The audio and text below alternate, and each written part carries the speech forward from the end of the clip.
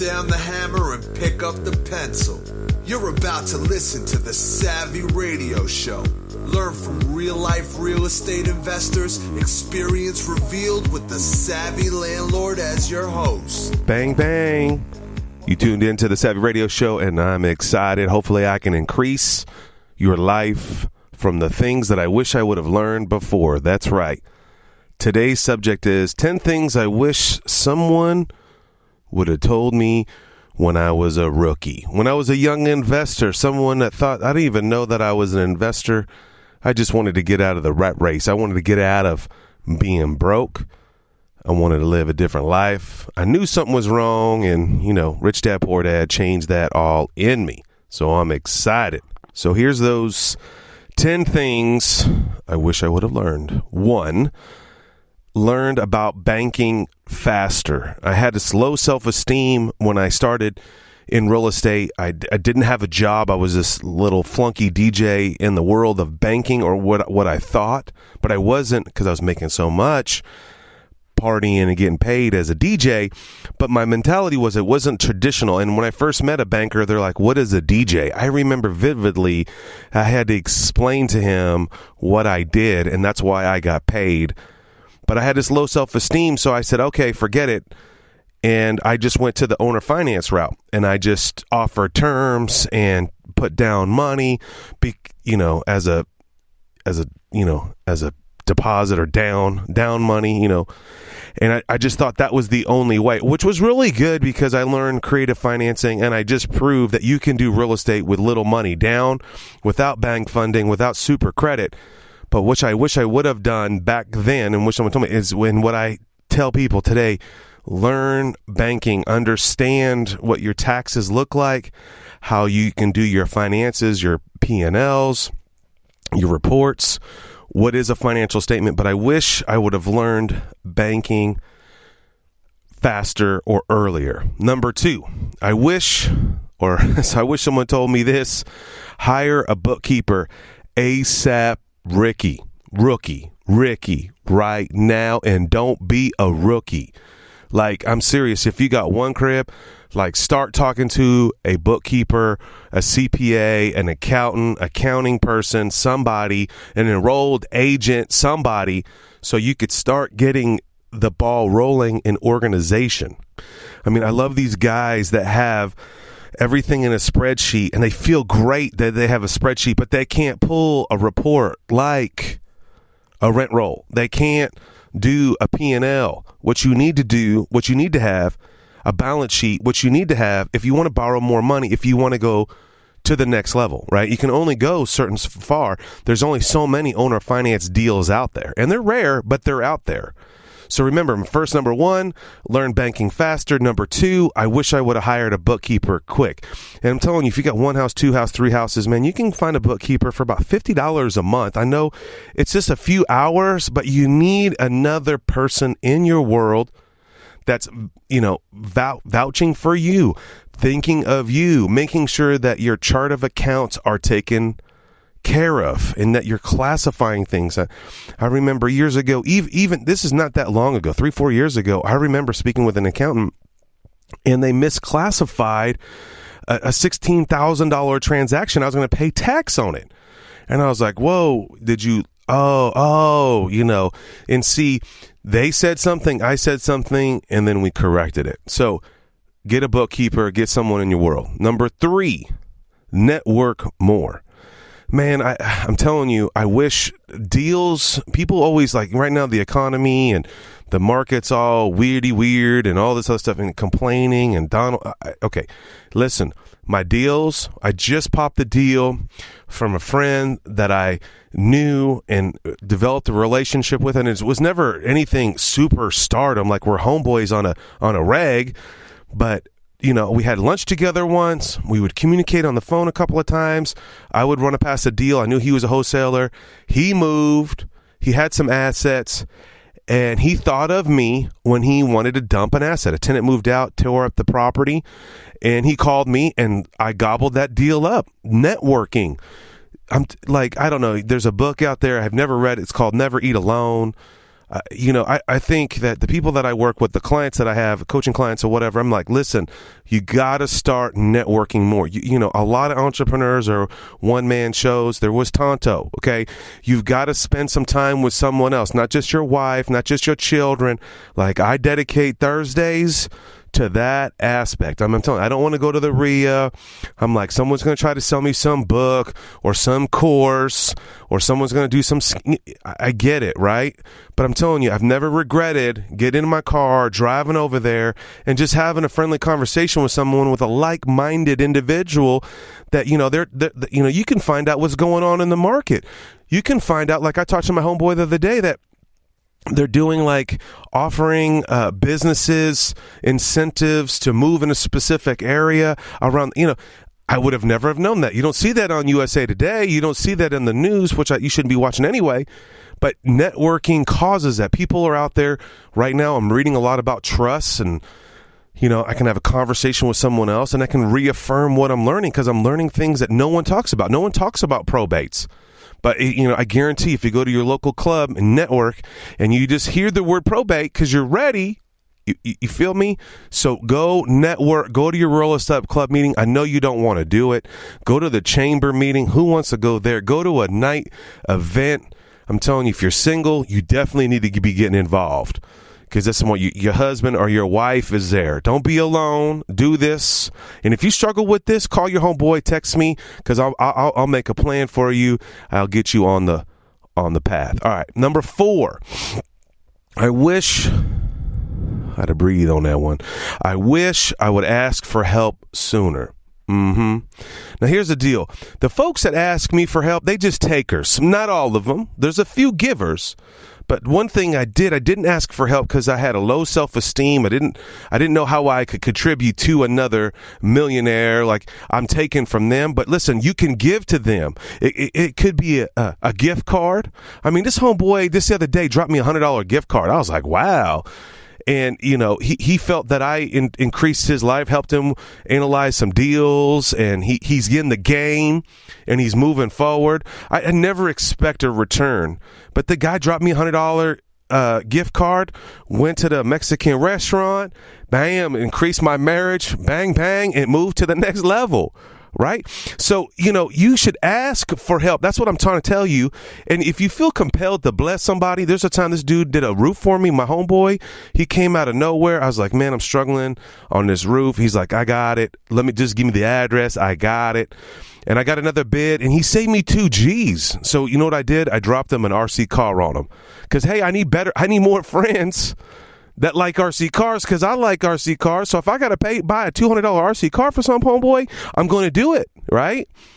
And I'm going to give back. I can give back with time. I can give back with resources. I can give back with referrals. But don't be that dude that just shows up and just takes.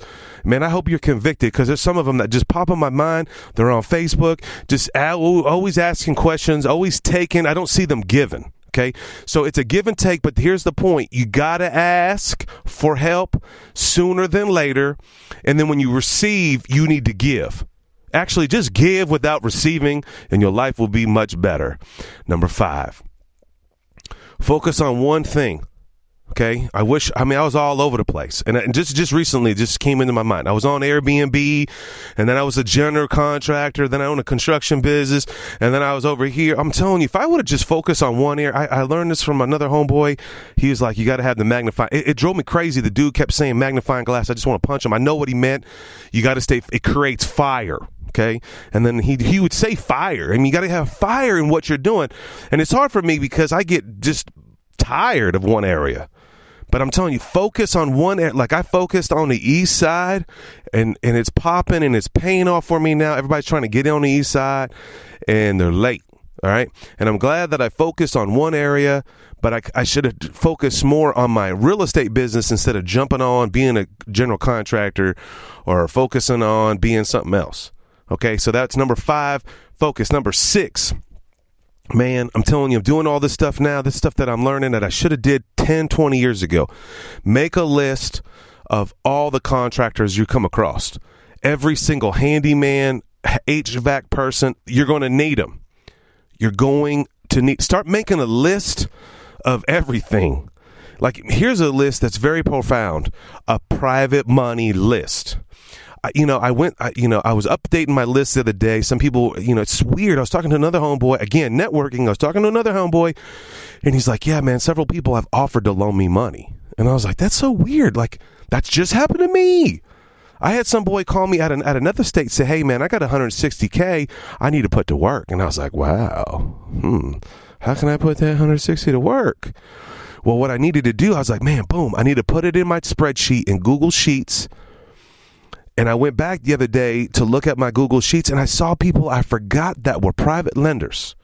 Man, I'm telling you, if you master private lending, that's another regret. I wish I would have went to private lending way before I fell in love with bank funding. But private lending is faster, cheaper, and make a list of them. That's 6. Make a list. Make a handyman list. Make a contractor list. Make a private money list. It's simple. Get it out of your head and focus on something else. Okay. 7. Hire slow, fire fast. Man, I'm telling you, this week has been a rough week for one of my homeboys, and it was good. I love talking to this dude, and it was an opportunity for me to help him through a process. But I guarantee, and it was cool because we hired this gal kind of slow, and we knew we should have fired her about 30 days in. This property manager gal.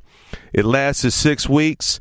I'm telling you, the bomb blew up in my boy's face. I mean, to the degree where people are screaming and cursing in the middle of an office. It's just this nutty contractors and proper managers that are just not integrity. But that's another episode. But he learned so much how to orchestrate this situation, how to document it properly, how to protect himself in in areas where he was exposed.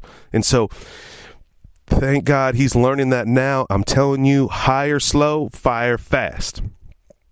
Okay, number 8. Understand insurance.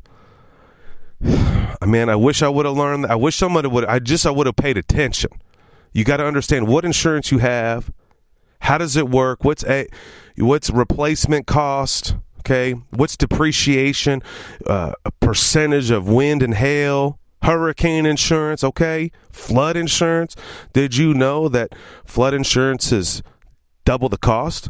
And actually, this has happened to me, young rookie investor. 10 years ago, I bought a property with cash, thought I was somebody, and doing good, got a tenant in there, bang, bang. About 5 years later, I try to refinance this thing, submit an application to the bank. Bank says, okay, hey, this isn't a flood zone. For real? Sure enough, it was in a flood zone. I didn't know. That's my number one thing when I analyze a deal. I check and see if it's in the flood zone before I even get into my due diligence. Is it in the flood zone? Because that's just a deal breaker. Now, the great thing is it's unleveraged and I don't have to pay double insurance. Again, there's that word, insurance. Just spend 10, 30 minutes, an hour, 1 week or 2 weeks or 1 month. Focus on insurance. Understand what you're getting, what you're paying for, the cost, how's insurance ran, what's the ratios. There's ratios just like debt ratios and insurance ratios. There's a gal that I holler at, she's an amazing coach in Ohio, Elizabeth Phillips. Ooh, ask me, you should get coached by her, okay? This gal's got it on locky lock. She's got insurance on lock. She's got spreadsheets on lock. She's got organization on lock. She's a gal you need to get coached by her for about 2 months. I mean, it costs you, I don't know, $500, $600, $700.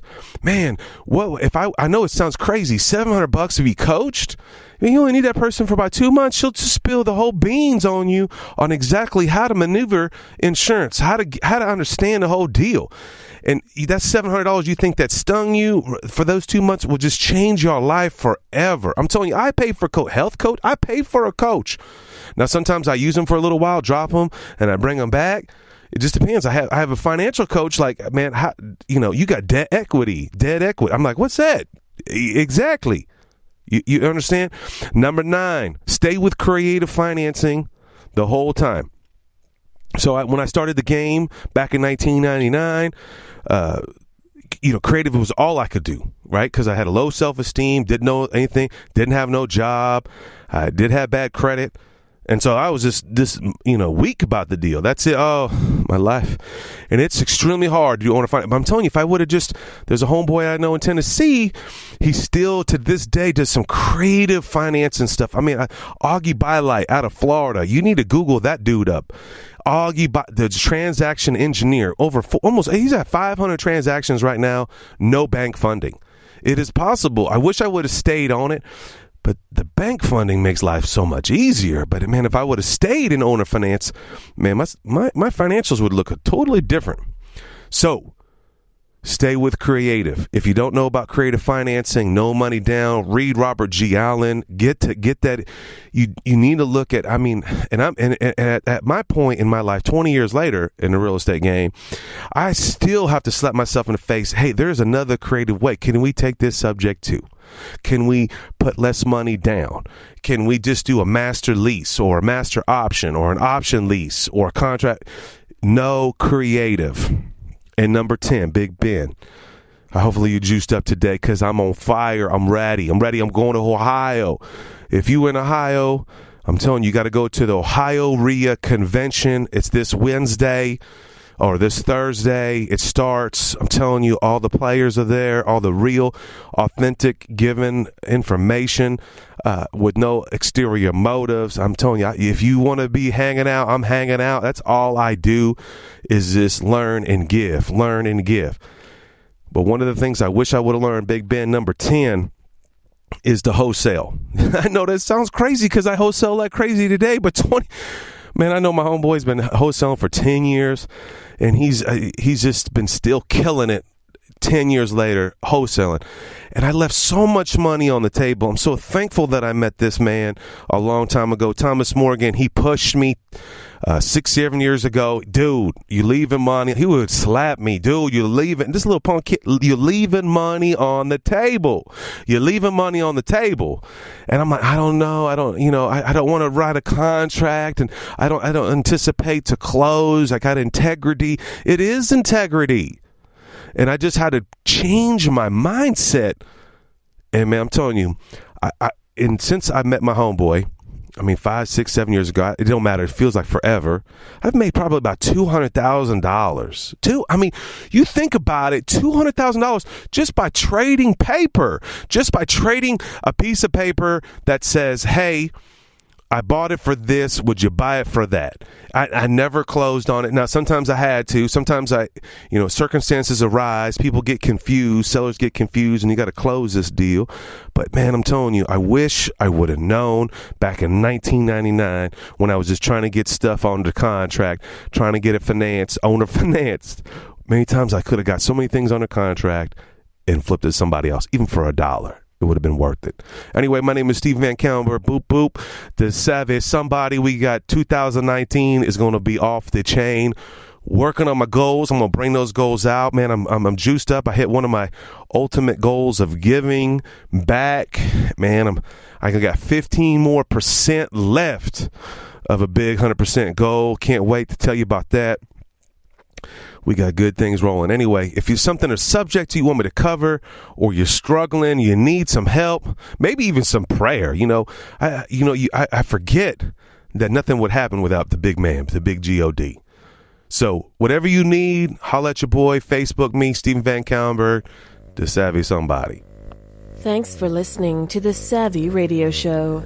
Glide online and listen to our other motivating episodes at SavvyRadioShow.com. Connect on Twitter at LandlordBook and always be buying assets.